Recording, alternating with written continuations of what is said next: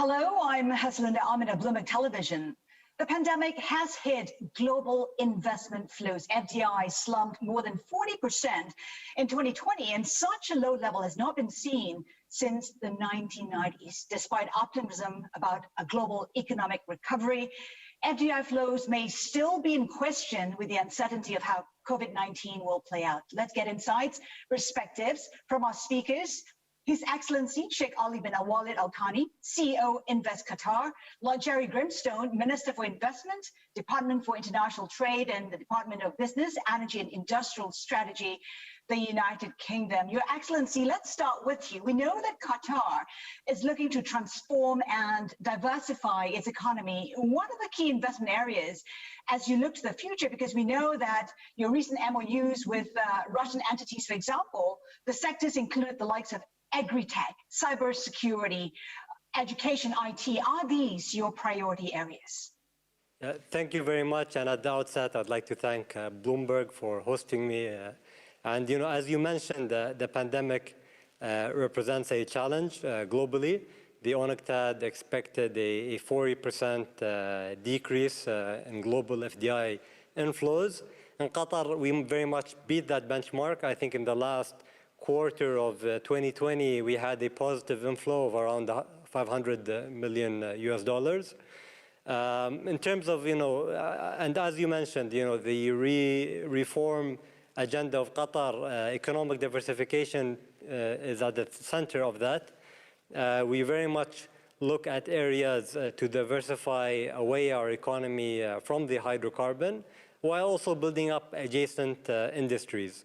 Food security is very much important. Resiliency is the overall theme of the Qatar economy, its ability to withstand external shocks, and building up resiliency in terms of food security, on logistics, in diversifying our supply chain, and also in terms of water security. There's many adjacent opportunities to these sectors, and we prioritize them. Now, additionally, we very much look at the emerging trends in terms of digitally dominant experiences in healthcare. I mean, and especially in the field of telehealth, there's many emerging startups, and a lot of companies look to Qatar to scale up and to expand in the region in this particular sector. In cybersecurity as well, we have the World Cup upcoming, and a lot of opportunities around cyber emerged. We also look towards sports and sport tech and media as well. So that, in a nutshell, is very much our priority sectors. And also we're very much agnostic in terms of how we welcome investors and which sectors are open to them. Qatar is very much a liberal economy. So we very much, prioritize our sectors based on overall emerging trends and themes. And here's where we see the opportunity. Lord Grimstone, the UK has seen a drop in investment from countries like Japan, for instance, is now having to fight it out with Germany, with France for that investment flow. Has the appeal of the UK as an export base been impacted by Brexit? What are your numbers telling you? I was very pleased. Well, thank you for the question. I'm very pleased to be here today. I was very pleased to see last week that the EY survey, having surveyed a lot of investors, did find out that the UK is the most attractive investment destination in Europe. Of course, in the run-up to the end of last year, there was a lot of uncertainties in the UK. People didn't know how Brexit would turn out.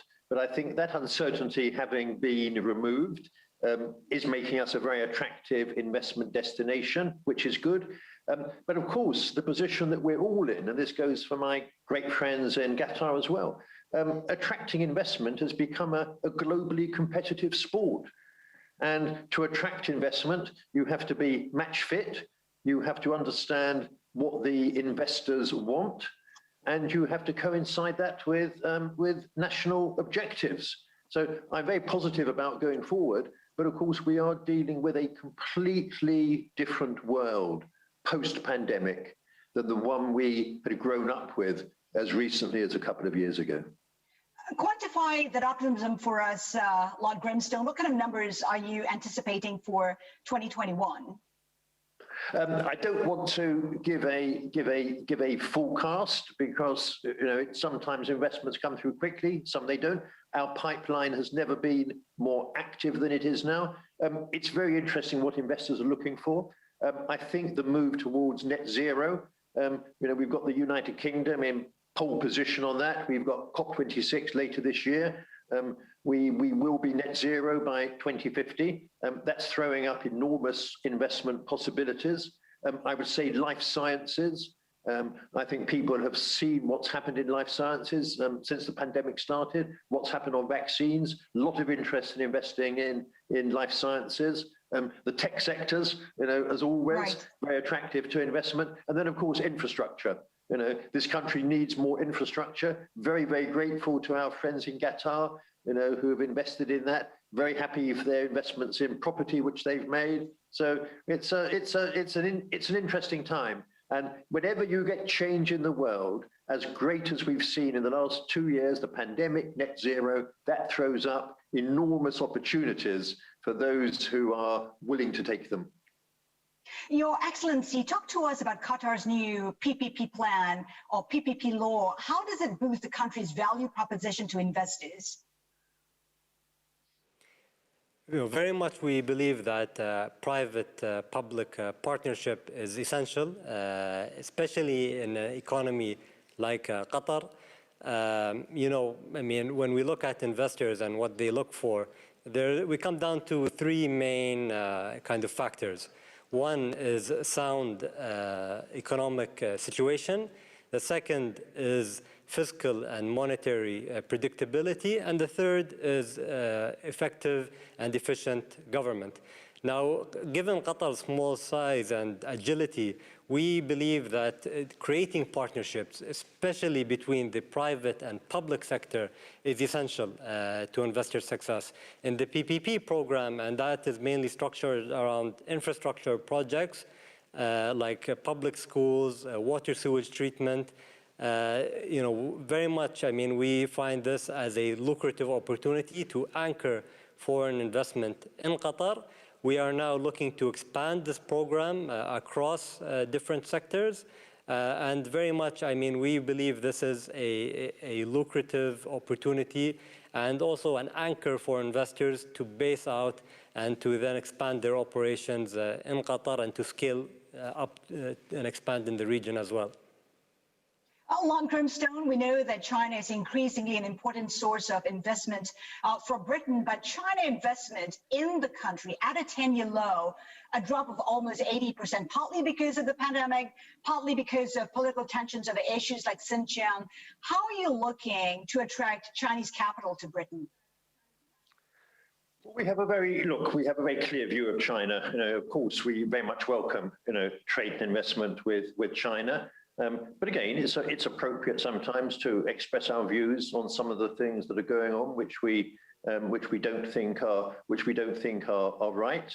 But we absolutely, welcome Chinese investment when it's in our mutual interest. The Chinese are sophisticated investors. I think they understand that, and we're getting, good trade flows, good investment flows still from there. It is a balancing act sometimes, Lord Grimstone. There is uncertainty, for instance, about the proposed nuclear power station in the UK, which involves China's CGN, which has been blacklisted by the US. Has a decision been made on that? We very much welcome the investment they're doing alongside EDF in our nuclear power stations. We've introduced last year a new national security and investment bill, which will come into effect later this year. I should stress that this bill is completely what we call actor agnostic, not aimed at any one country. But obviously it's right that if you're attracting investment, and it's a real priority of ours now to attract investment, you have to make sure that that investment is safe for your country. Makes good sense to do that. Your Excellency, Qatar has seen rapid expansion, a Gulf metropolis, a transit hub, infrastructure spending in the lead up to the Soccer World Cup next year is estimated to be about $300 billion. What does it all mean for GDP growth this year, next year? Can it exceed the World Bank estimates of what, 3% growth this year, 4.1 in 2022? Well, we aim to beat that, and especially in the heart of our diversification efforts, foreign direct investment plays a large part. Qatar, very recently adjusted its legislation, opened up completely all sectors for foreign direct investment, and developed even new platforms to service and to register and license investors, such as the Qatar Free Zones Authority, which is a logistics hub very much tied to large infrastructure investments, such as the largest deep water port in the region, and also Hamad International Airport, which hosts the largest air cargo fleet in the region. So very much, there's opportunities that we look to expand upon around all the infrastructure investment that Qatar has undertaken. We very much look to build for the future, but now, as the construction and distribution sector recede in the coming, as the projects are finishing up and the World Cup is, gearing up to completion, we look very much to expand upon all the infrastructure investments that we've made and to develop adjacent opportunities around these assets. Lord Grimstone, we know that you've been busy trying to forge trade deals. What's the outlook for FTAs to be signed over the next 6 to 12 months? We know that you suggested that perhaps that FTA with India is closer now than before. Well, our strategy is to put the United Kingdom at the center of a global network of FTAs, to make the UK a very attractive place to put a manufacturing center in and to export from the UK. You've mentioned India. We're very enthusiastic about the prospects of a free trade agreement with the Gulf, both with the Gulf Cooperation Council and working with the individual countries in the Gulf. We see that as a great way of expanding trade and investment. We have applied for entry to the Trans-Pacific Partnership, that very important free trade agreement with 11 countries. Negotiations are starting on that. We have ongoing negotiations with New Zealand. A deal with Australia was agreed in principle just last week. And I think altogether now that we have agreed trade deals with 67 countries. So it's been a really important piece of work with us. But if through trade deals, we can increase trade and investment flows between ourselves and Qatar, I very much admire Qatar. I think the work that Qatar is doing on attracting investment is absolutely first rate. And if our free trade agreement will increase the flow of investment between our two countries and the trade between our two countries, there'd be nobody happier than myself. Your Excellency, Minister Grimstone, just another question for both of you before we go, with a minute to go here. I want to touch on cryptocurrencies, which is front and center. We know that Qatar has said no to cryptocurrencies. I'm just wondering what your opinion is, how cryptocurrencies can come into the mainstream. Would it take coordinated regulation across borders for it to be an accepted investment? Your Excellency, your thoughts on that? So, as you mentioned, we very much look towards the underlying technology that underpins cryptocurrency. So in terms of blockchain and fintech, Qatar has done a lot.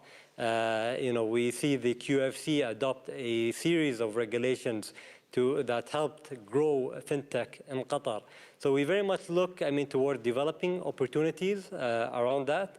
Now, in terms of cryptocurrency, we see a globally emerging trend. Qatar has yet to take part in that, but that is very much on the radar. Your thoughts, Lord Grimstone? Very briefly, I don't play roulette and I don't invest in cryptocurrencies. But what do you make of talk of greater regulation? Would that make cryptocurrencies more acceptable as an investment? Well, look, seriously, obviously it's important that they are regulated. They have a place to play. But I think people, rightly, particularly people who don't really understand what it is they're buying into, it must be right to say to those people to be cautious.